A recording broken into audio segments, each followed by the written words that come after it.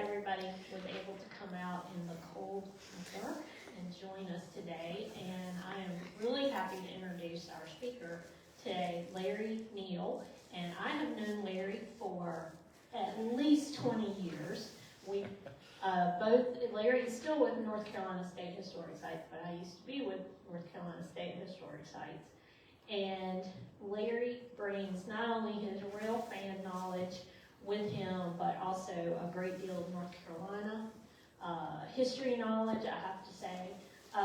Larry is a graduate of UNC Wilmington, and he worked at a lot of different sites down there. I did not know you worked for Moores Creek. Yeah, that was like a college thing. But and he worked at the Wilmington Railroad Museum too, and Fort Fisher. So Larry has a really good background in Civil War history as well. When I knew Larry, he had moved to Historic Spencer Shops and served as the Chief of Museum Services and Education from 1996 to 2011. And Larry was really there when they were transforming from Spencer Shops Historic Site to the North Carolina Transportation Museum. And Larry was really one of the key players in transforming that site, and also with controlling and creating the visitor experience there. So Larry's not only, he's a museum person, but he's also got a lot of history behind him.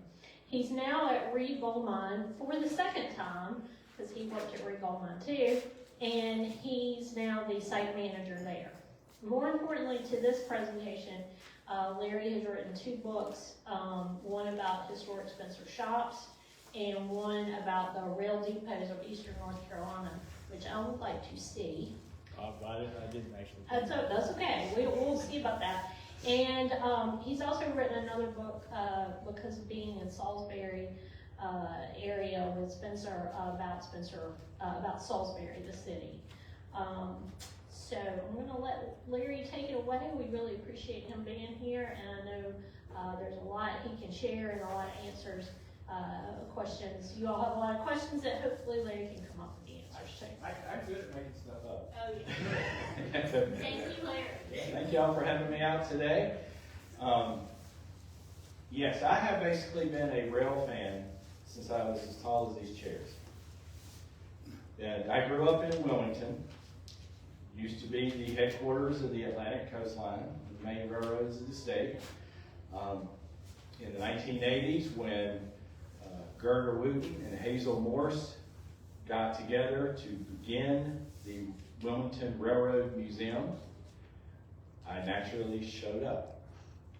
They basically became my de facto grandmothers because I was there almost every weekend. Especially when I started to drive, I would be able to just cruise down there and help out. And so did a lot there. My father actually is from Kannapolis. He grew up in Kannapolis. So in visiting my real grandmother in Kannapolis, I would always find a way to work my way to Spencer and look around and see what was going on. I think some of the earliest pictures of me are there are probably from about the mid to late 80s, as a matter of fact. Program today, in part, I kind of put together back last year for the 100th anniversary of the Roundhouse. Many people may or may not realize this, but the Spencer Roundhouse turned 100 years old in 2024. As a matter of fact, you can see that's the logo that they created, and I think they still have there at the shops today.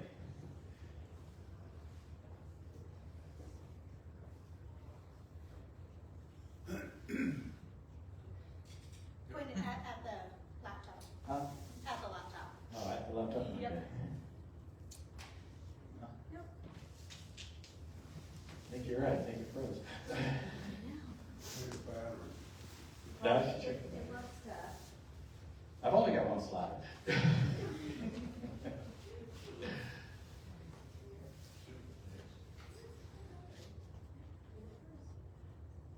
Well, I can go back and use the have to.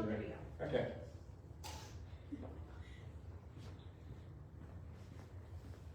This is what Spencer Shops looked like in the very late 1800s, early 1900s. There basically was no roundhouse. There was a turntable, but no roundhouse. So you have outdoor tracks. That large building in the back is literally called the back shop, built in 1905, where the heavy locomotive repair began. Samuel Spencer, the first president of the Southern Railway, coming in, said, I want a new heavy repair facility between Washington and Atlanta. Spencer was chosen. One of the reasons why, the Yaqui River. Water source. Be able to have a good water source for the locomotives to do, as well as water needed for the shops.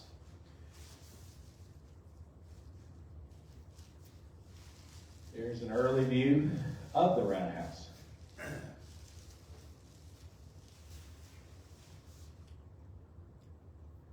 That's what it looked like inside the back shop. They could literally take a steam locomotive, tear it down to the frame and the boiler, completely rebuild every part of it, and get it back into service. Now notice these tracks run lengthwise. It's designed for a steam locomotive to enter the building in one end and exit at the other end, completely rebuilt. All in the span. As you can see here, they've pulled some engines off of the frame because you can see the drive wheels there, some of the other pieces of it as well. That's what it would look like on the inside. Imagine climbing in the front of that boiler, that firebox, that smoke box there, to do work, or working down at the pistons and such. Did that whole thing contain water? Part of it, well, you can see the stables back at the cab. That's your firebox. Then, yes, this section in the middle is your boiler that would contain the water, and then the front is actually the smoke box, where the flues were to pull it out and up stack. It's kind of like if you've ever had Lionel trains, you put the little pill in the locomotive, make the smoke. That's where you would make the smoke right there.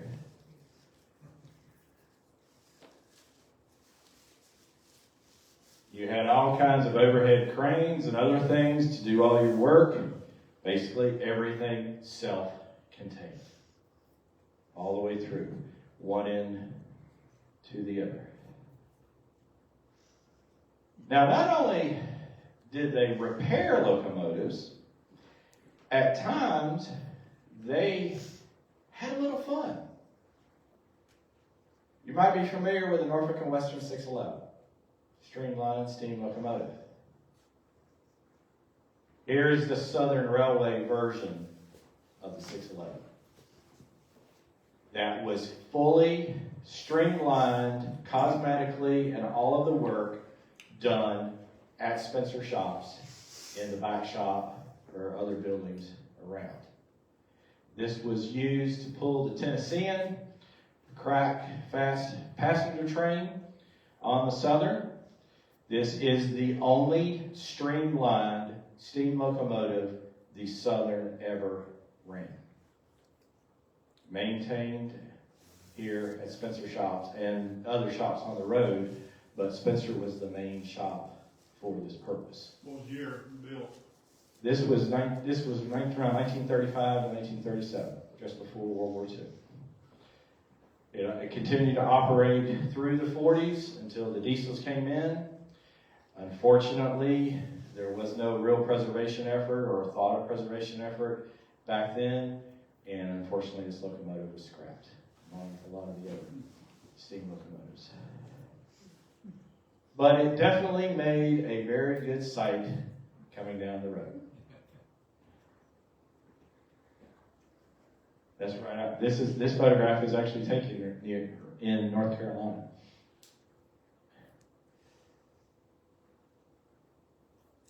Here you can see a better view of the shop itself. You have the roundhouse, 37 stalls, back shop behind it.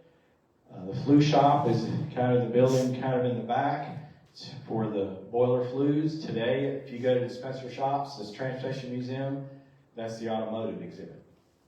That was originally turned into the automotive exhibit when the site first opened in the late 70s.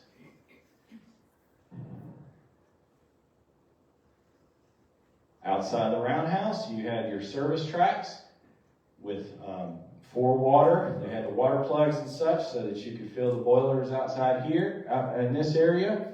If anything else, just to store the locomotive ready for service.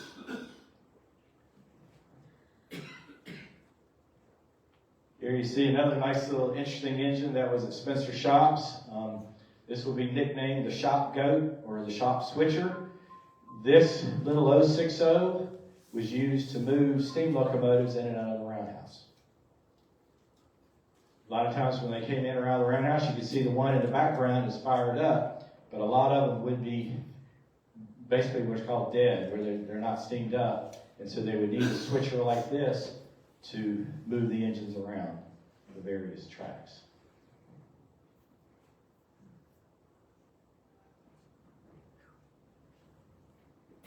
You get all different sizes of steam locomotives at Spencer, from the passenger or freight ones like this.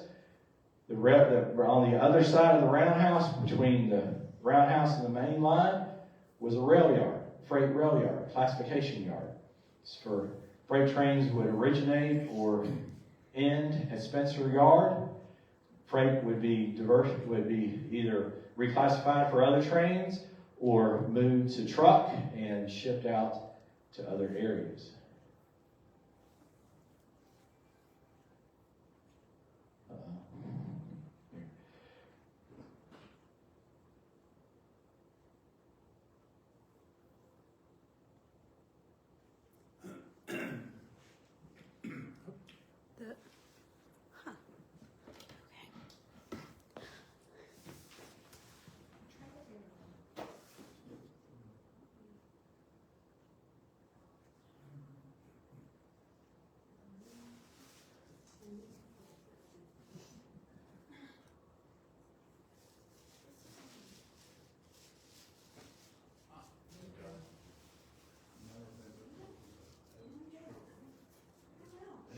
I just didn't hold my mouth right. You ever heard the expression, something done wrong, you hold your mouth right? This is what it would look like inside the roundhouse. Engines would go in headlight first. You can see some of the carts and the workers there, some of the work that they would need to do, the engines on the inside.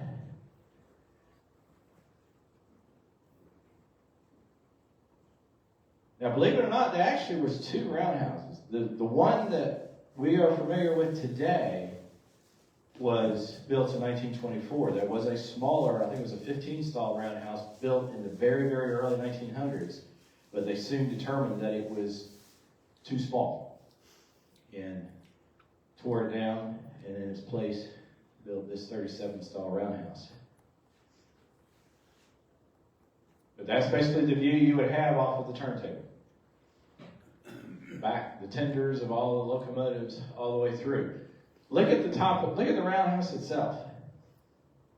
All of the soot and stuff covering the building. I know one thing, when the state acquired the property and began early restoration of the building, one of the things they had to do, clean all that off.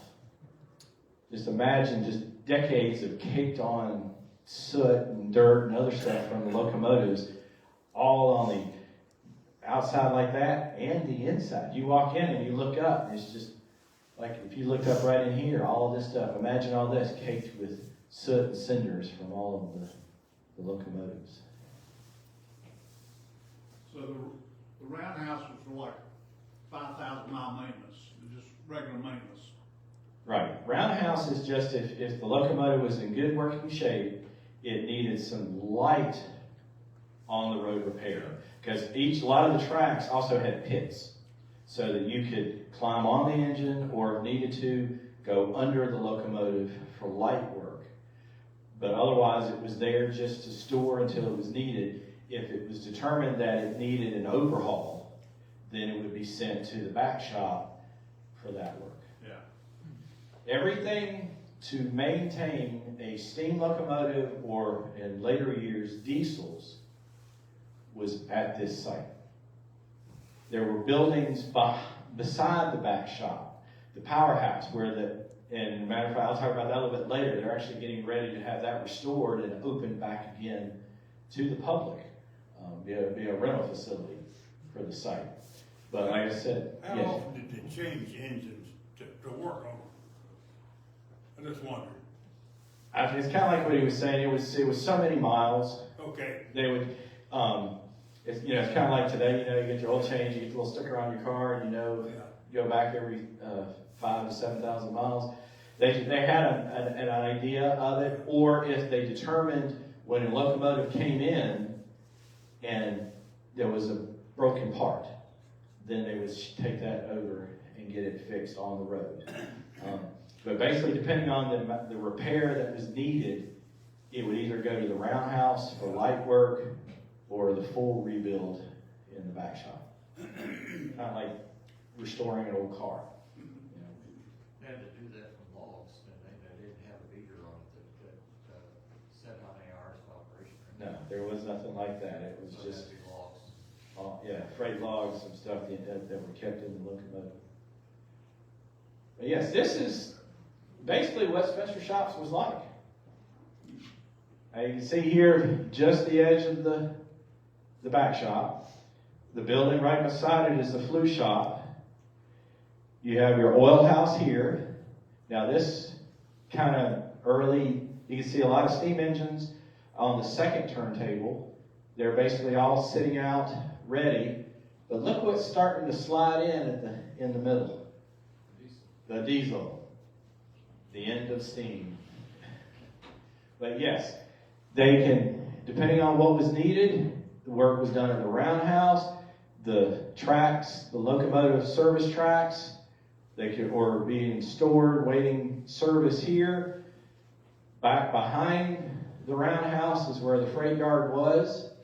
You can also see smoke coming out of the roundhouse where there were boilers and stuff in there. It's for heat, different things. Pointer. Oh, is it on there? Oh, yeah, there's one. Oh, yeah. Yeah, right here. But yes, there's your diesels right there.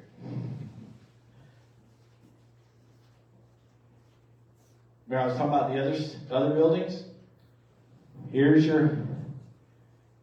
This is your back shop. This other long building, which was just as long as the back shop, was your freight car repair shed. It was an open building, open pole building, and it was kind of designed like the back shop. Freight cars come in, work their way down, and come out ready to go at the other end. Here, this is your powerhouse right here, right in here. You had other buildings here where they could ferry parts out for repair. The only thing back here that's basically left today is right here, powerhouse. Stacks are gone, and these are still standing. But for the most part, a lot of this is now gone. This building still stands today. These were sheds where they could do some on-the-road repair, light repair and stuff. In other buildings, you can see tenders and other things back here. That's what this building was for here, for the repair of the tenders for the steam locomotive and all. Who tore those buildings down? The railroad? The railroad. Yes, here's a better overview of the whole complex. There, the roundhouse, back shop, car repair shed. Here's your freight yard. This is East Spencer, and that is Spencer.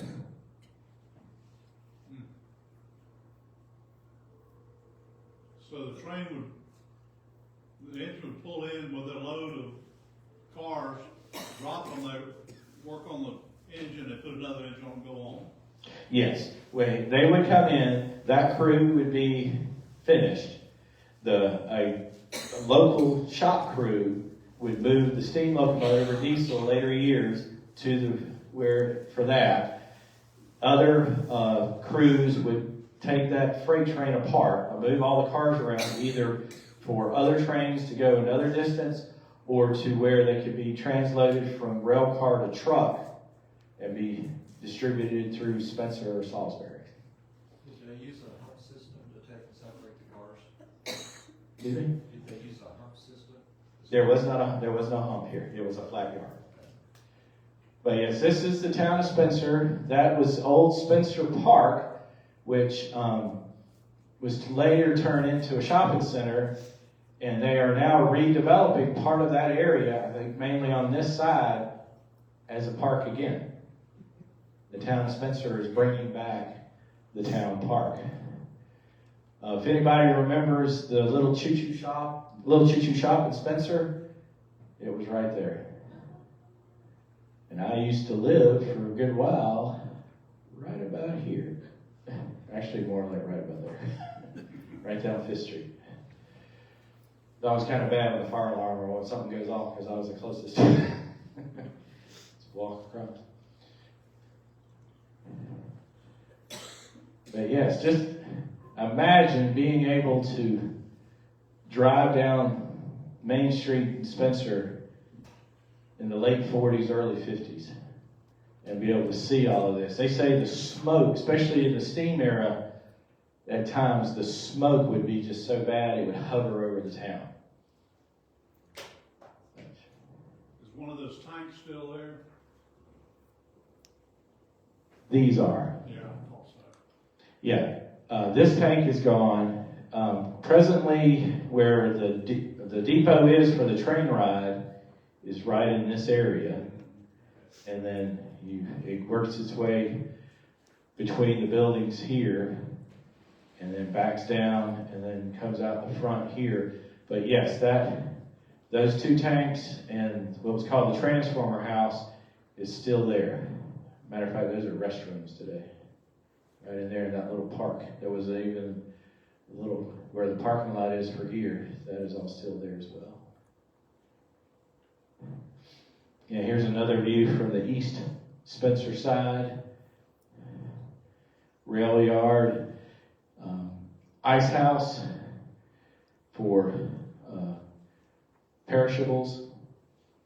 They would run the trains in, have hatches on the roof, drop ice down into the open hatches to keep milk or other things cold for transit. If you go to downtown Salisbury today, there's a very tall, odd-looking brick building right beside the tracks. That's the ice house for Salisbury. That's where they would have done that type of work in that. Now, this is Bill Went. He was one of the famous engineers of Spencer shops in the early years. Posed here with one of the steam locomotives in the roundhouse. But you can see, look at, see what I'm talking about, the smoke? Because a lot of times in the roundhouse, they were fired up. Even in the roundhouse, the locomotives would be fired up, ready to back out and go in. Basically, that's what he's doing. This is September of 1946, right before the diesel transition.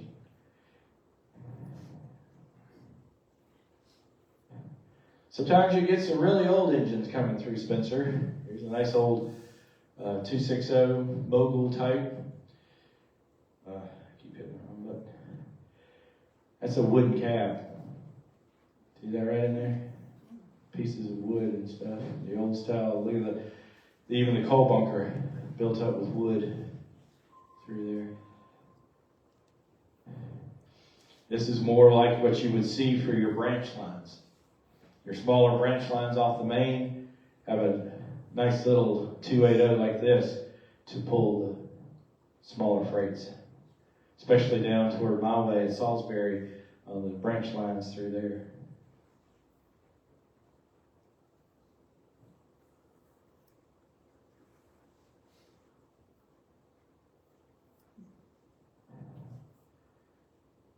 Yeah, How you can many see people working at the shop? 300 or 400 different shifts. It was one of the large employers. It was the largest employer of Rowan County until it closed.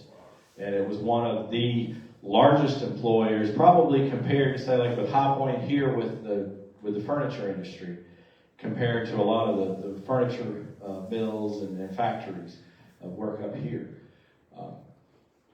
But yes, you would have, at any given time, you might have 20 or 30 in the roundhouse working, 50 or so in the back shop, and then, of course, all of the engineers, conductors, and all working the freight crews and the yards. And all different shifts, all throughout the day, 24. This shop did not close. It ran 24 hours, 7 days a week.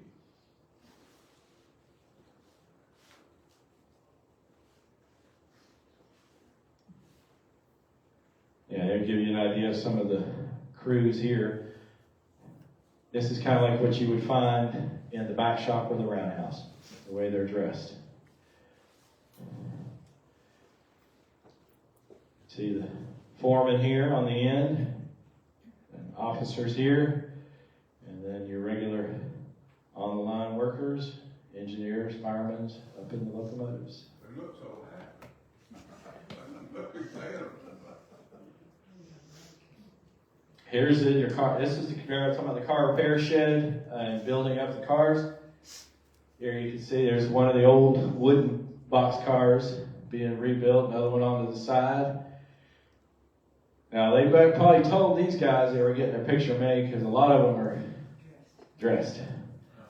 But even into the 40s and 50s, you would find people wearing ties or wearing what we would consider to be dressed up today versus back then.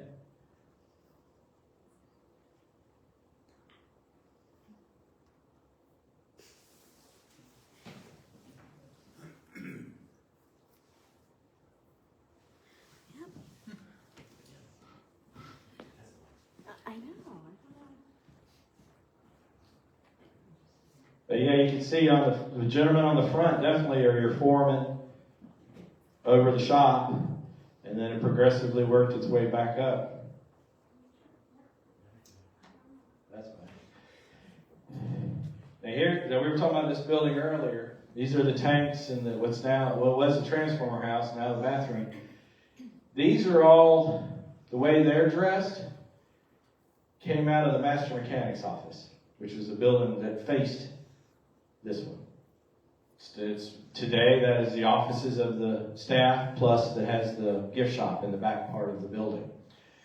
So these are dressed a little bit better, because they're the ones who are actually running the whole shops. Through there. And you can see the reason for this photograph right here. They had happened to win a Southern Railway trophy for the shops. A lot of the shops competed with each other on how well they operated, how well they were maintaining locomotives, keeping things running, and were rewarded by trophies like this every year.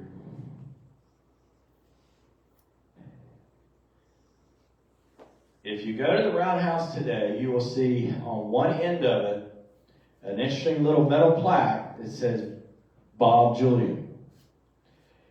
He was one of the original Spencer Shops employees from 1895 and did not retire until 1949. And he basically ran the roundhouse.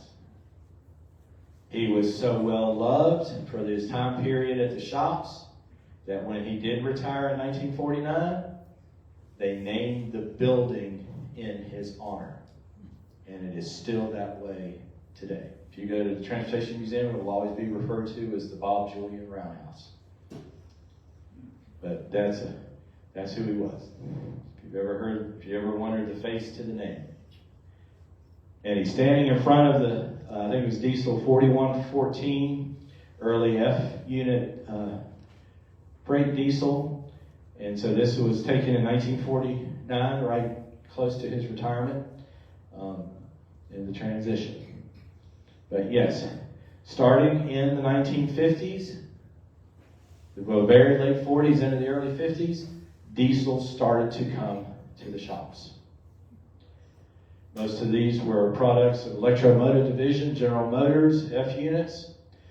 This is a later picture, actually from about 1965 or so, but basically the locomotive is the same design and look as it would have been in 1953.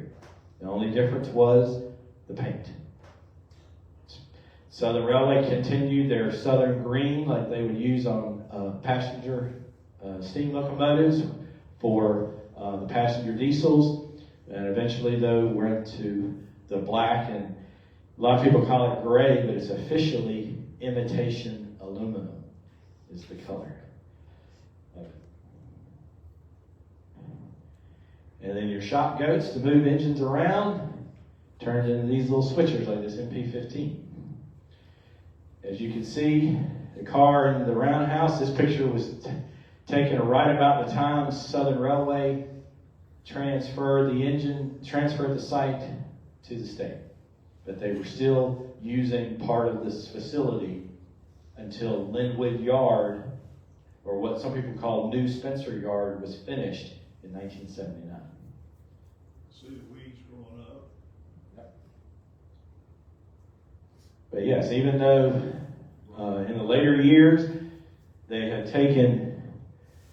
closed off some of the stalls, others put roll-up doors, but this engine is receiving regular on-the-road service, just like any other engine would have since the building was built. Just the technology is different. A lot of the engines that did end up in Spencer in the later years were the switch engines like this that were used at that time for either still to switch the rail yard or small, short freight trains along the branch lines. They may have used these. But this is basically what you would have seen in Spencer 1963 to about 1970. Steam locomotives are all gone, replaced by on-the-road diesels, still doing some service work in the roundhouse, maintaining the fuel tracks and such for waiting for their next call, next service to head over to the yard. Back shop is still there, but by this time, completely shut down. There was no work done in the back shop at all, basically by the mid-60s on. They had moved that work, for the most part, down to Atlanta. That's one thing.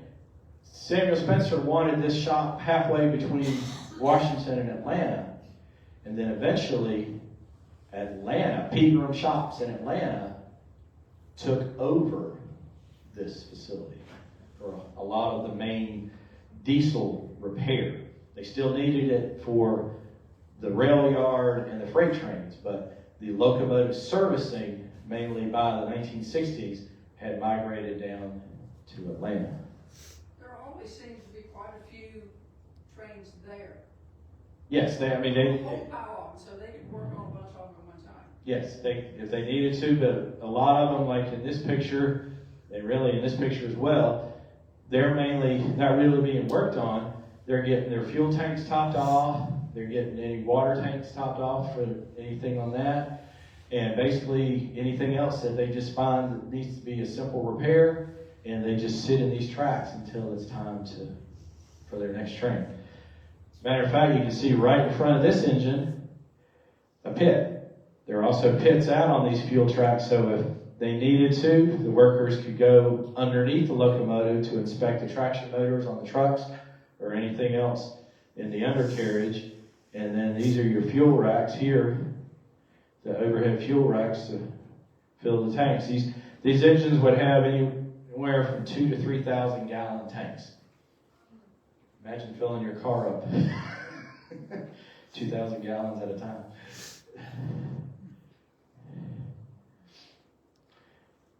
Eventually, the railroad, they're working on the Linwood Yard in Belmont. They got to a point where all of the work was transferred down to Atlanta, Pegram Shops, or other places. They said, we're done, and donated 57 acres comprising what was left of Spencer Shops to the state of North Carolina to develop what was known then as Historic Spencer Shops.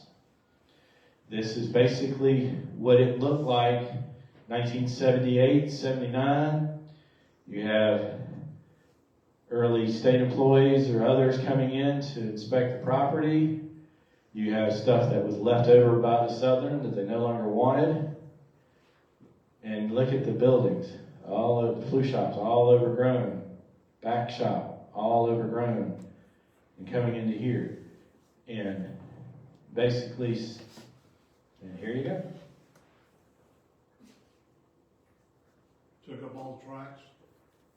Well, some of the yard was still, the freight yard was still there. What they gave the state, the 57 acres, was the shop complex. Yeah. They did not give the state their yard toward the main because they were still needing it. Even after Linwood was fully opened, they took those tracks out, and it is still just open space between the museum and mainland. As far as I know, Norfolk Southern still owns a lot of that property. This gives you a better idea of what was left at that time period. This is what's left of the rail yard. This is your main line. That's what's left of the car repair shed. It used to be the length of this building, and now it was only this. This is basically all that was left. The roundhouse, back shop, like I said, the powerhouse here, the flu shop, master mechanic's office and storage on the other side here. Here you can see by this time the town had paved over the park and created Park Plaza Shopping Center. I think my house is somewhere right about here. It's torn down too. No. Actually, no, it's still, a matter of fact, the person who bought it from me when we moved out fixed it up. It's an American, if you're familiar with houses, it's called an American Foursquare style from the 1920s. Yeah. And I tried to maintain it as best I could. And then when we decided to move towards South End Salisbury, the person who bought it was actually interested in it because he liked the old house himself and fixed it up. I think the main thing he's done since I've left is to put a concrete driveway in. I just had a gravel driveway. But like I said, this is, you have a little bit of East Spencer right here. All of Spencer sprawling out. And all. This is, like I said, this is 4th Street right here. This is 5th Street right here. And then you have the park right in this area. Now a little bit about museum operations. This is an early postcard that was put out in the 70s. Now you will notice this one does have a little bit more of the rail yard in place, and the railroad is actually still using part of the car repair shed as needed. But this gives you a real better view of what Spencer Shops was in 1979, 1980. And unfortunately, the colorization of those cars wasn't great because look at the building there. But you could see some of the equipment that the state was starting to acquire was starting to come in as well.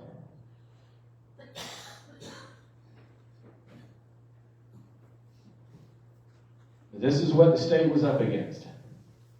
Now, I was talking about how overgrown everything was. Look at all of this, all through here. And remember I talked about how the years of the soot and everything else have affected the building? You can see that right through here, especially right through here.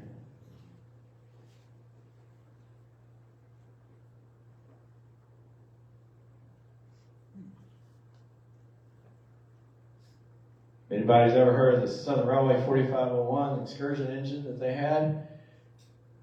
They actually had it in Spencer for a while, being stored before it was being worked on. Now the neat thing is, what's beside it, right here, I think this was a welding hut. So they were actually working on the steam engine. This would have been about 1983, 1984. They were actually working on the steam engine, doing on-the-road repairs, just like they would have done in the 1940s to keep this engine running.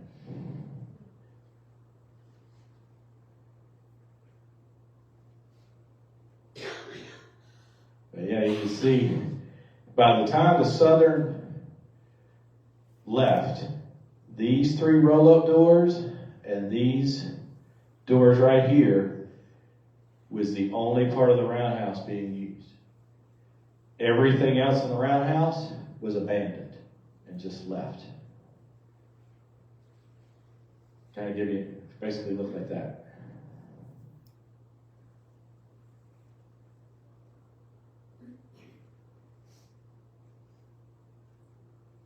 One nice thing, the turntable still worked. And that was one of the first things the state did to make sure that it worked, so that if they needed to, they could bring equipment in and out of the roundhouse. You can see here's a passenger car right here that was done that way.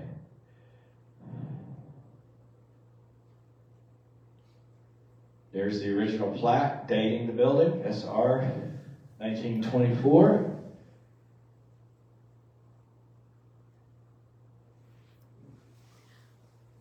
I think I figured it out.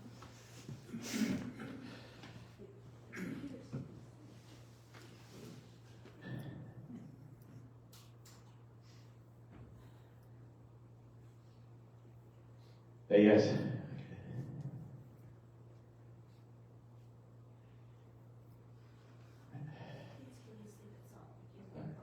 I understand. That happens to me. I'm top at home.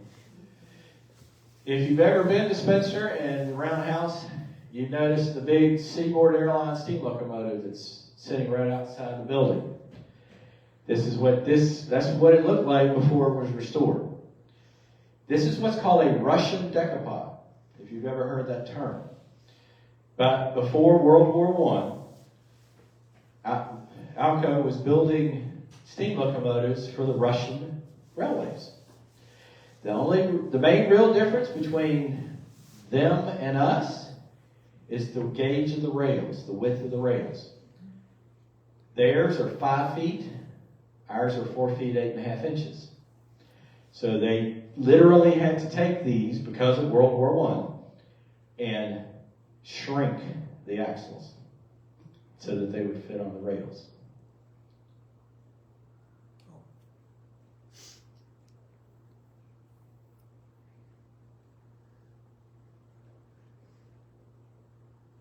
One of the other early engines that the museum received was Norfolk and Western GB9 620.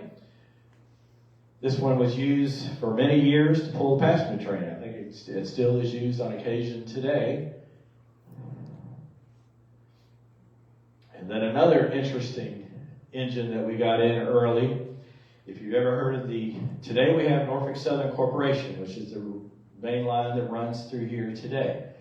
There used to be, years ago, the Norfolk Southern Railway, and one of the neat engines that they used were these. Now you can see this one is Peabody Coal Company. After Southern Railway took over this line, these were sold off. These particular ones, this became Peabody Coal Company. The state acquired this one, and to eventually restore, to show and talk about the Baldwin locomotives, diesel locomotives that they used for that service. Another switcher that we got is this one that was from the Seaboard. Now here's an interesting one. This is Carolina Power and Light. This is what we would call a fireless cooker.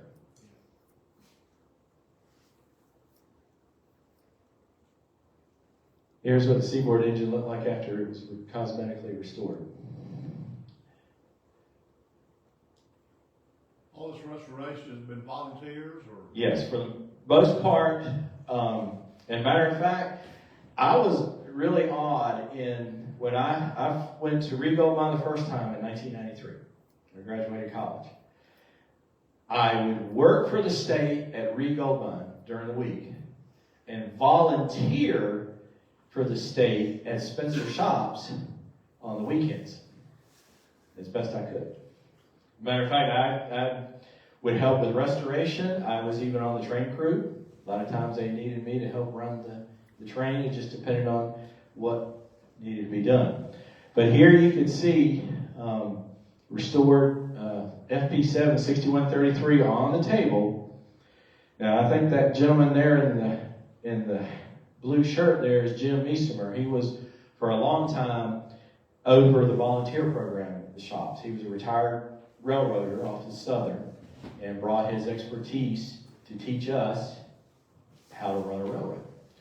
One of the things they always had to do, watch the engines come on and off the table. They didn't derail it. There was always a chance that turntable would move. And if it moved enough, there goes the engine. You can also see here the tail end of steam locomotive. This is, for many years was known as Spencer 604 that pulled the train.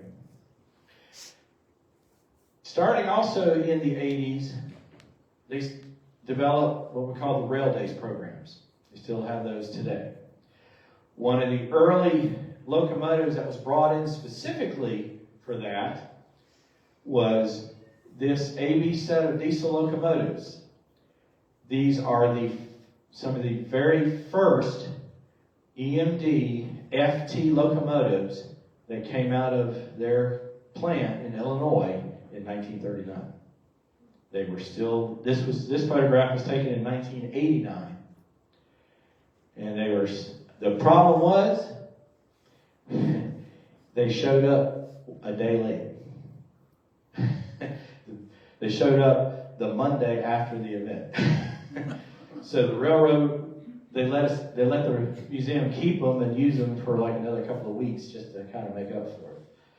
But we'll see these again as well. But also notice, look at the roundhouse. It's still basically, and even the back shop.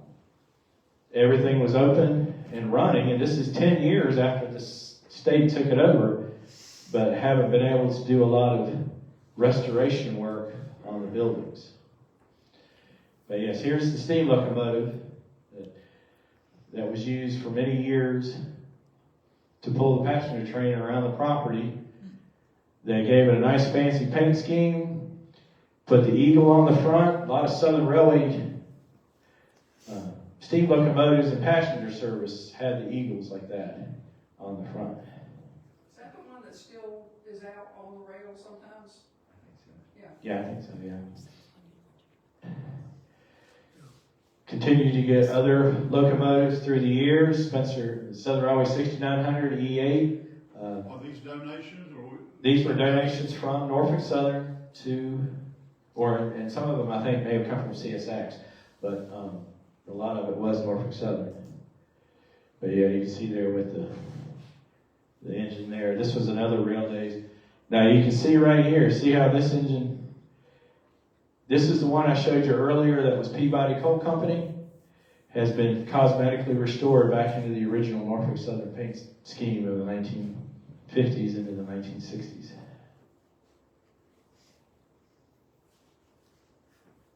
You can just kind of give you an idea of what it was like to be in the roundhouse at that time. Kind of dark. But the neat thing in looking at an engine like this, even though in the 1980s, it still gave you that same feel of being like 1965 and going through the roundhouse. Now, speaking of on-the-road repair and different things, you know, like if you get your oil changed in your car, you got to kind of have an idea of what oil you use, or have, like mine has that little sticker up in the windshield. Here you have the sign that tells you what it runs. The neat thing about it, look at there, 10W30. That's an automotive fuel, a motor oil in a way, but then you have some of these others. And depending on the locomotive, you just went by this sign to change out the oil. One of the other things that Spencer also did was caboose trains. You don't even see them anymore, much less get a chance to ride in one. Here we have all different ones that you could ride in, going through. Another steam engine, 542. This particular one is a Spencer locomotive. This one was operated and serviced at Spencer shops.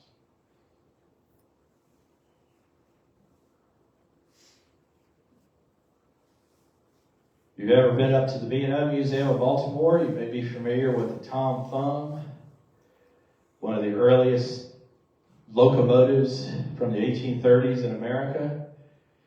Or we brought this one in for one of the rail days as well. Nice comparison from a 1930s era American locomotive to 100 years before.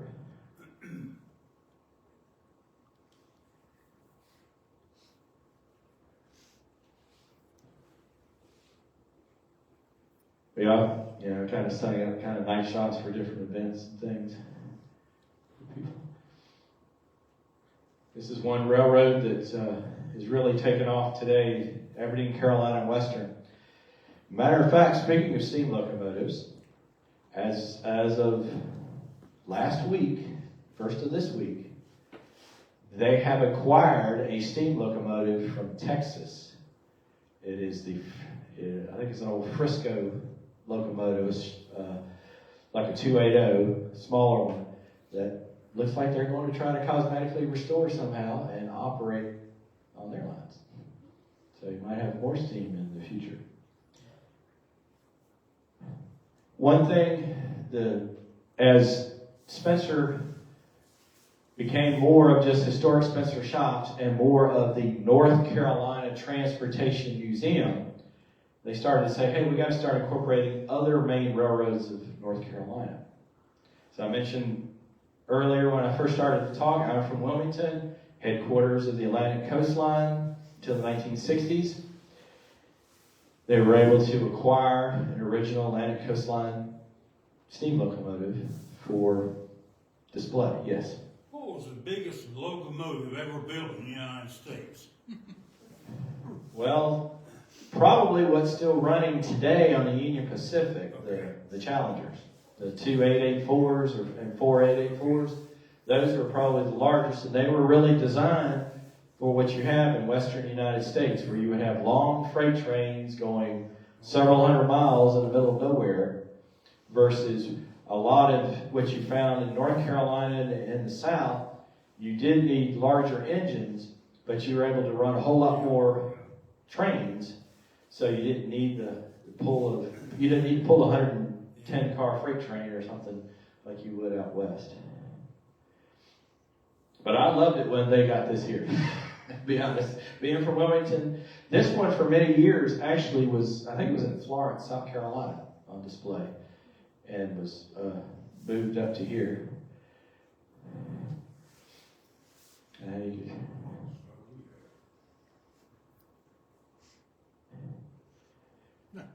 Everybody knows this guy, don't you?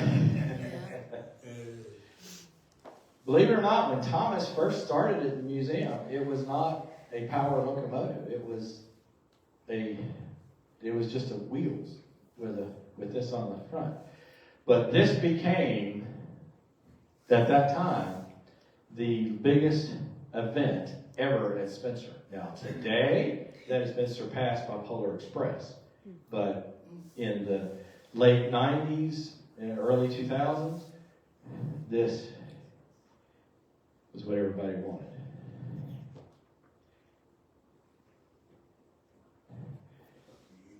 Now, in 1995 and 96, the state was able to restore all of the buildings, for the most part, to open them up to the public. And this began a big process of making sure the buildings were structurally sound, cleaning them, and modifying them for what was going to go into the buildings. Volunteer? No, this is all contract work. This was state contracts. Companies That's a came in huge to do the job. work. It's gotta be a huge job. Yeah, matter of fact, we were basically told to just stay away. We worked on the stuff for the interpretation and the exhibits and other stuff that would go into buildings at a later date. But for the actual work itself, it was up to the companies. Was there very much asbestos in there? Yeah, there was, but I think for the most part, it was quickly removed and taken care of, yes. That's your problem.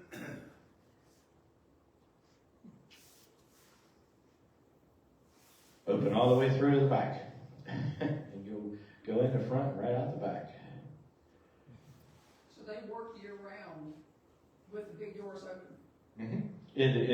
In the steam days and stuff, everything's open to the outside. So we get these nice winter days like we're having now, and we'll have next week. You have heaters and other things going on. And besides that, with the steam locomotives, if they were fired up in the roundhouse, that gave you the residual heat off of those boilers to help keep you warm as well. When the diesels came in, the heat couldn't be maintained as well, which is why they started to eventually close in the building to then heat it in that fashion.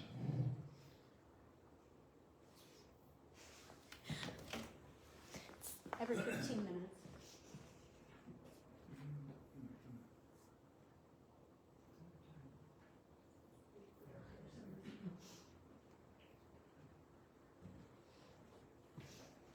Yeah, these are just, like I said, just general views of the roundhouse. Talking about snow. We had actually a decent snow then.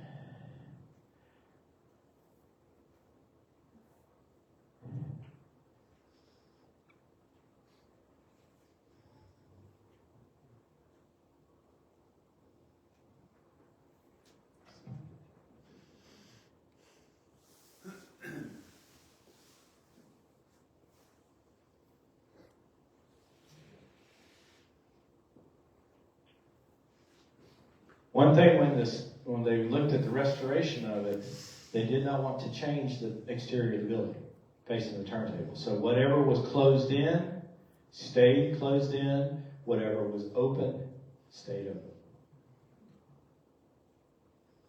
Did put some new doors on though. Yeah, this is the section I was talking about earlier with the roll-up doors and these last doors here. This was the last operating section of the roundhouse under the Southern Railway. Oh, that had all the tools in it? When you got it, did you get the tools? No, they had already. You had to go get lathes and stuff like that? Yeah, we had to. But I mean, some stuff they kept in. Some stuff if they wanted it, they kept it. You know, as part of it too, we started to close in the back of the roundhouse to start to weatherproof it, replacing windows and such. Redid the one remaining water tank as well. This is what it started to look like when they were finishing.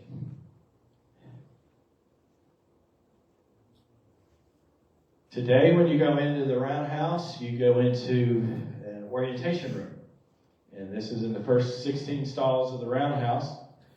And this was put in. It has kind of a greet area plus a area with a small film. And then this is the first 16 stalls before we filled it up. Made it a lot easier to walk. They simulated the original wood brick floor was simulated with concrete, but for the most part, everything was tried to give it that 1940s steam era look. The first 16 stalls in the roundhouse is trying to make it more like it would have been in the early days of the roundhouse. Also doing some cosmetic work on some of our locomotives. You can see that he also put in a nice new house for the turntable.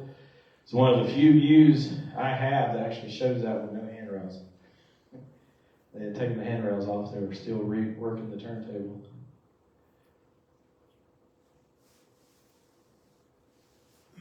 The three main engines at Spencer today.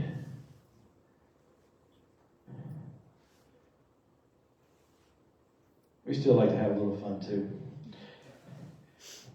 Power braking. You can power brake a diesel locomotive just like you can power brake a car.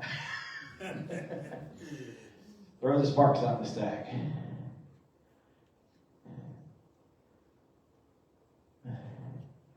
Eventually, when all of the work was completed, in 1996, in May of 96, they were able to open and dedicate the roundhouse to the public. And these are some of the scenes that were taken from that.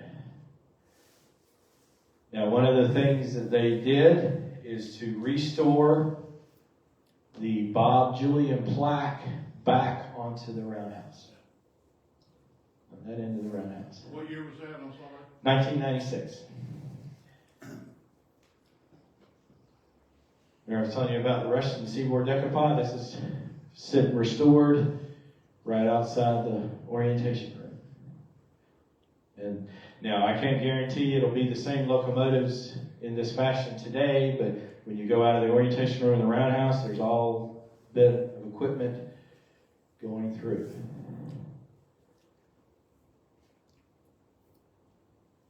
One of the things that they decided to do was the Spencer 604 actually had operated on the Buffalo Creek and Golly Railroad. So they restored the locomotive back to its original look as it would have been in operation. The Norfolk and Western 620 for a period of time was painted in what the N&W used to call the Redbirds. It was a Tuscan red paint scheme for their passengers. Because the N&W, with the diesels, they went, hey, we run passengers, but we mainly run freight. So our diesels are dual. They can either run passenger trains or they can run freight. And I mean, they might be able to run a freight train into Roanoke, and then the next day they're pulling the passenger train heading toward Portsmouth or something.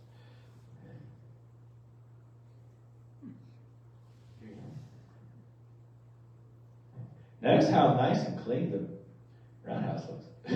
All that stuff was all cleaned off, louvers replaced. That's the only real use left, looks, is inside the pit of the turntable.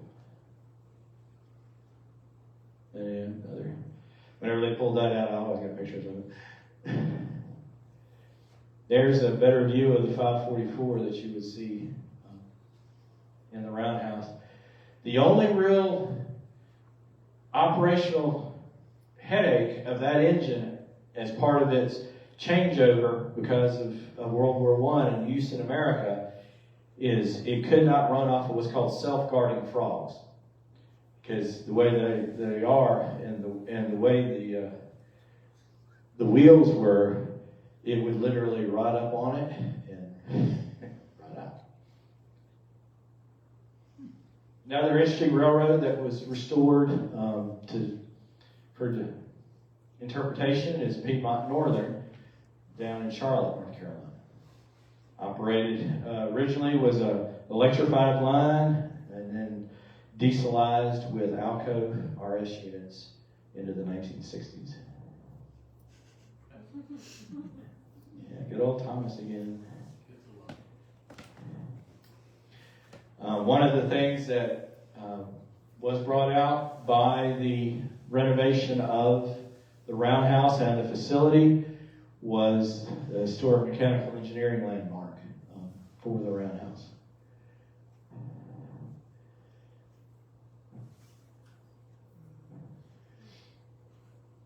Norfolk Southern still has been a partner. Here bringing in one of their first heritage units, GP59, kind of bringing back the Southern Railway passenger diesel scheme. Operated, and this one stayed in North Carolina for many years, operating along the lines. There's 611. And you can also see another version of a Southern Heritage unit, which I'll show here in just a moment, kind of bringing back kind of like that E-unit scheme of the imitation aluminum on the nose coming down through there. Who owns the 611 North and Western? No, it's Roanoke Museum, right? It still runs sometime down there. It's still, I haven't heard it lately running, but I literally chased it all over North Carolina when it ran out of Charlotte and Greensboro. Rode behind it a few times going down the loops into Asheville. Yeah. Matter of fact, the funny thing was I was on a 611 trip, and we were on the top of the loops, and a freight train was on the bottom. So when you look down at the fountain, there, the freight train was coming in, and we came into Asheville, and it was like 10 minutes behind us.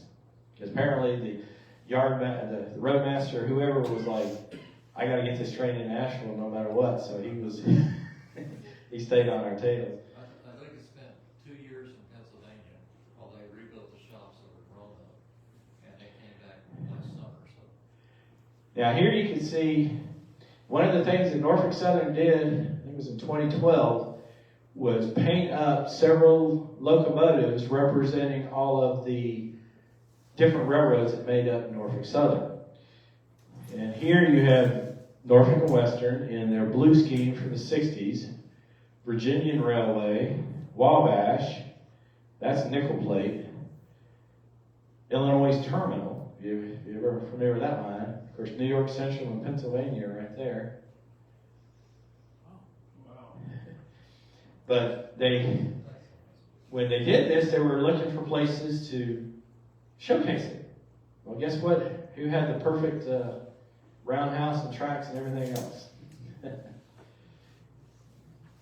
Now, one thing too, if you'll notice, right here, this interesting red, black engine, that's the Norfolk Southern Railway in a different paint scheme, but it's the same railroad that the Baldwin that they have on permanent display at the museum.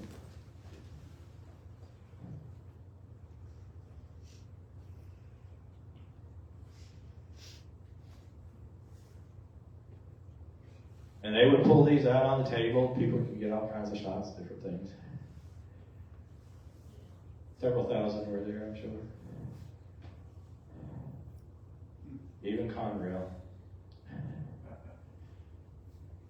That one's central to Georgia. That one's interstate, if you ever heard of the interstate railroad. And that one right there, of course, Jersey Central, that's Monongahela. Even did some nice nighttime shots with it. And are those on display now? No, this was 2012. This was about the time I left Spencer to go to Reed.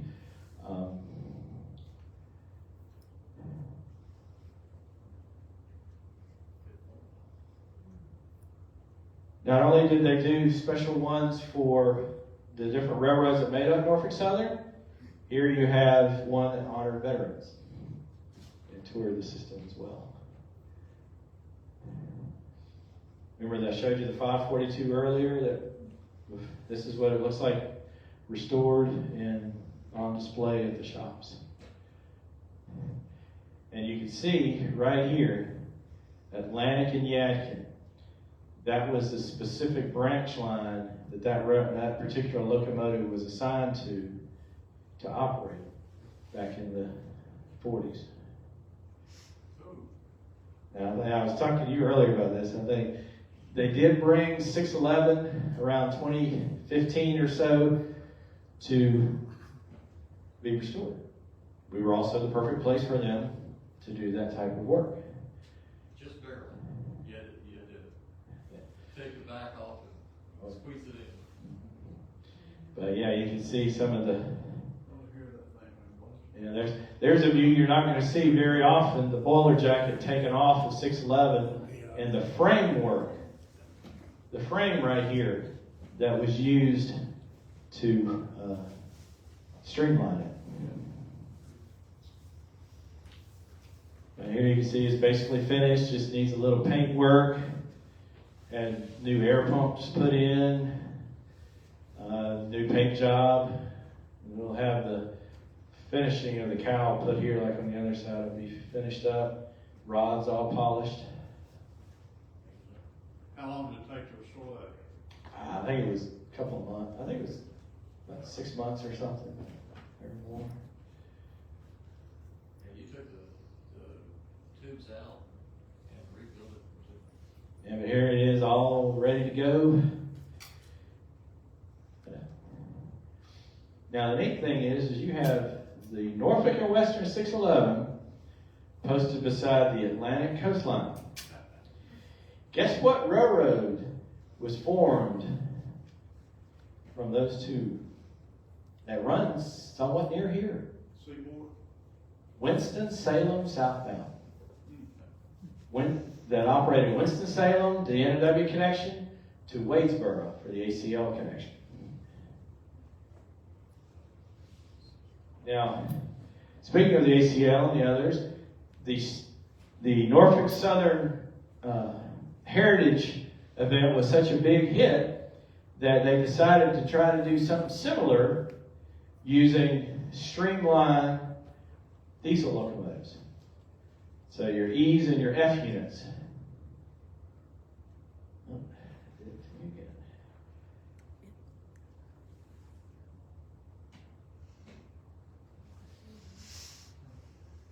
So several of these were brought in from around the U.S., not necessarily, as you can see with Canadian National, affiliated with Norfolk Southern or CSX, but ones that could be brought in for the event.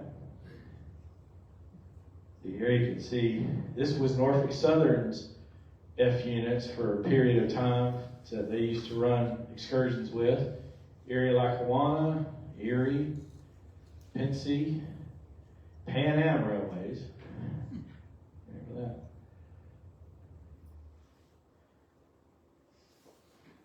But it was so perfect to be able to do the same thing, just bring them around the site. This was in by 2017, I believe, when they did this event. Remember I showed you this engine before? In 1989? It was brought back for this event again. Been polished up, although it does have one little nick right there. Do that on the way down. Yeah. But yeah, see, you give you a good idea of what you could basically have with everything. Who puts together these reunions? These events are a combination of the Transportation Museum and Norfolk Southern, CSX, other rail entities across the U.S. as to being able to organize it, bring them in, and then these would be displayed for about a week or two, and then they would work their way back out again. Now, this is the last real big event like this that Spencer has had that I'm aware of. Lincoln Funeral Train, Leviathan, brought in.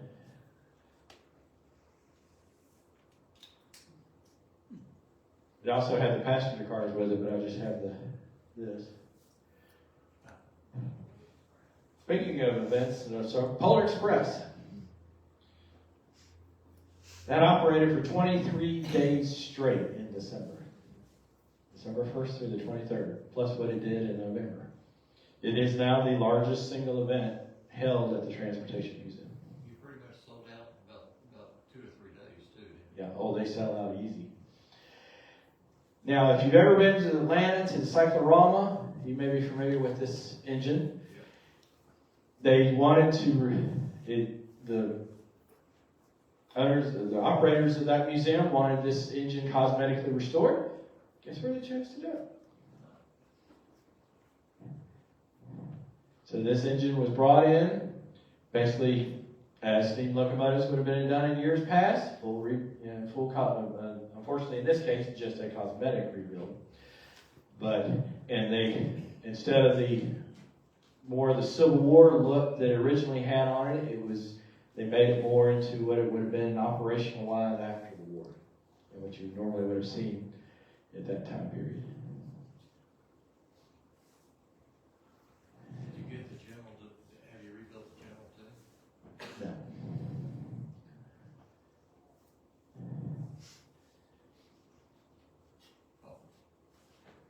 So it looks kind of small compared to everything else, doesn't it? Today, if you do visit the Transportation Museum, you'll start your visit here at the depot. This depot originally stood in Barber, North Carolina, was moved to Spencer in the 1980s, eventually was restored as the focal point to start your visit, also where your train ride leaves, departs from, and comes back around. You can work your way down to, this is the back shop. This is now, you would enter the building here and the doors here. And just like a steam locomotives or later diesels would work their way longitudinally through the building, that's what you do today. You just work your way from one end of the building, going through, houses several exhibits today related to North Carolina transportation. Over here, this is the Master Mechanic's office, and the parts or storage shed in the back. There are exhibits in the back through here, as well as our main gift shop. As you can see, the main path brings you over here into these buildings, and then it's designed, you will exit at the other end to be able to go through the roundhouse. Now, I would be a little bit remiss if I did not talk about local railroads.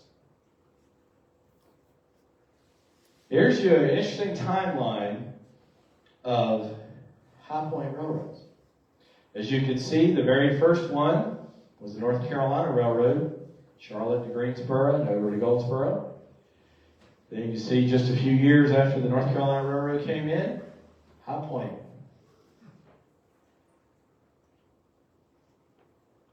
First, the second railroad actually to come in was known, as you can see there, the High Point Randleman Railroad, but in just a few years it changed its name to the High Point Randleman Ashburn Southern.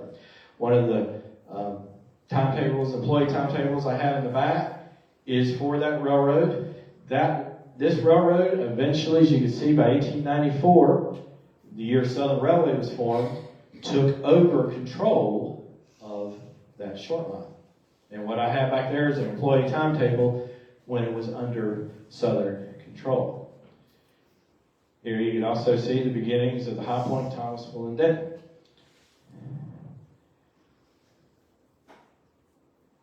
Now, unfortunately, today, a lot of the HPT&D and such no longer exists. Matter of fact, and the High Point Random and Ashburn Southern, they also took out a section of that in High Point as well. Unfortunately, a lot of these branch lines getting into the 1960s, 70s, and 80s no longer needed. Highways or other things allow the trucking industry to come in and be able to move freight. So railroads, over the last 10 to 20 years, have started to take out some of these lines that were no longer needed. And they reclaim the tracks, don't they? Yes, they can. Now here's also something. You know where the High Point Depot is, there's the ditch, or what people call the ditch, where they lower the tracks through. That's not the way it was originally. It was all the same level, all the way out. This is a very early postcard from about 1920 or so. You can tell by the way that people are dressed, and there is no ditch at all. It's just right out the depot and right through. Now here's what I was talking about. This is one of the ones I've got back here. The Southern gained control of a lot of these short lines in central North Carolina. Down from Salisbury, they had the Yadkin line going south out of Salisbury that they operate today. It is actually very hard to find stuff on this railroad. I mean, you can find like historical stuff online, but to find actual paper copies or stuff of the railroad itself is a little difficult. In the good old days, you could, if you knew somebody, you could get a pass and be able to ride the trains for free. Here you can see one right around issued here, right around the time of World War I. By this time the railroad was under Southern control, so Southern officers and such could be able to get passes on a regular basis to ride the trains as they needed.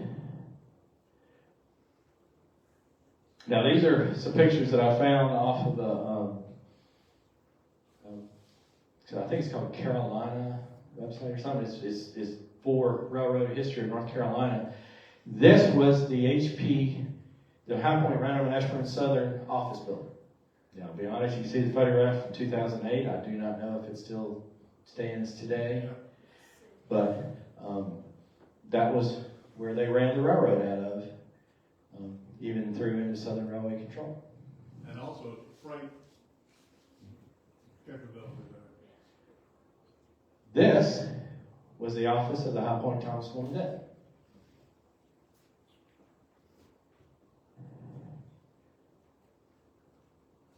And I was not able to, unfortunately, find any photos of locomotives from the High Point Random and Ashburn Southern, but I was able to find some from the HP T&D. Typical 280 short line locomotives. I like how it's just the smallest basic of lettering across the back there. Now this one may have been used. You can see it's pulling a cattle car, but you see here there's a little bit fancier one here, but the same basic thing. And this was the HP T&D shops, which I do think is also still standing today here. Now, remember what I told you earlier about the Norfolk and Western and the Atlantic coastline with the Winston-Salem southbound? They basically operated a cut-through railroad from Winston to Wadesboro. The diesel locomotives, as you can see, this is in Winston, in Winston-Salem Yard. Here you can see a true Norfolk and Western engine, but look at this one.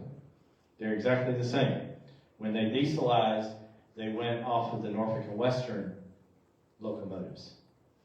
But unlike the N&W that was basically black, they did kind of have a nice, interesting scheme here in the 1950s into the early 60s before they started consolidating and turning everything into the modern locomotives.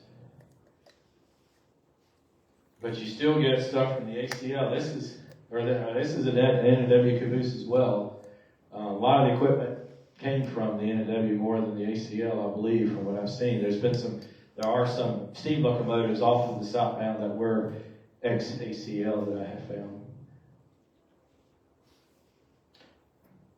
Who can tell me where this exact locomotive is today?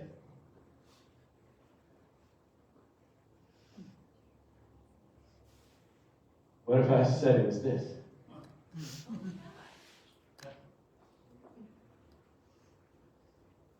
The High Point Thomas Fulton, when they dieselized, they used 3 of these little 70-ton switchers. When CSX NS started to really take over, and by the 1970s, and bringing in their power, their locomotives, this particular one was sold to the Laurinburg and Southern as their number 105, and operated on that line through the 70s, 80s, into the 90s. Eventually, it was acquired from them and restored back as HP TD 202. And if you go to Denton today, the Denton Farm Park, you can ride behind this locomotive. They were running a lot of trips with it, I know, at Christmas time. this year, and some other stuff. A friend of mine is one of the volunteers that helped with the crew down there.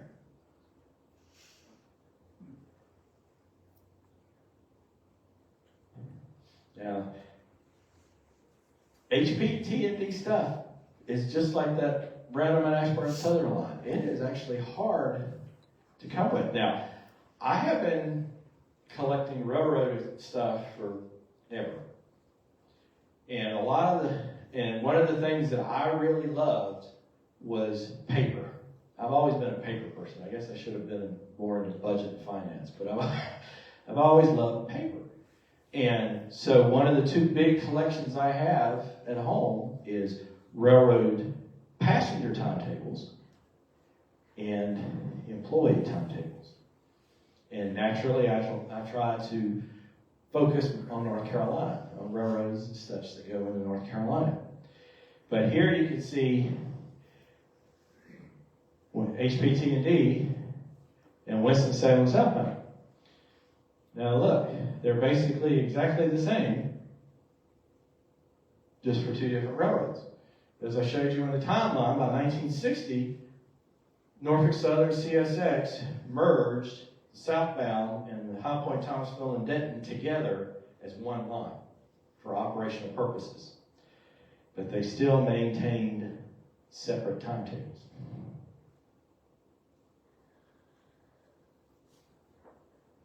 Now here you can see a little bit later, the 70s and the 80s.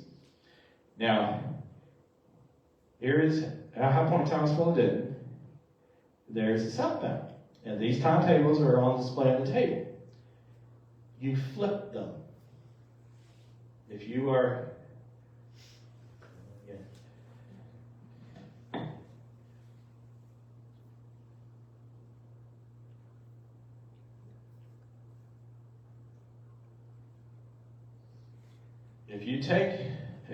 If I'm looking at these, and they are on the High Point, Thomasville, and Denton, I take it and I literally flip it 180 degrees over, and it's the southbound. There's one timetable on one side and one timetable on the other, upside down, so that as you flip it, you can have either line. All right, well. No, all right. Yeah. Can you hear me now? Good fine. Well, they just needed it for this.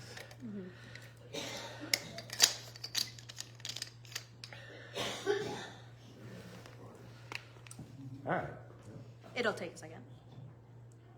Okay, there we go. Yeah.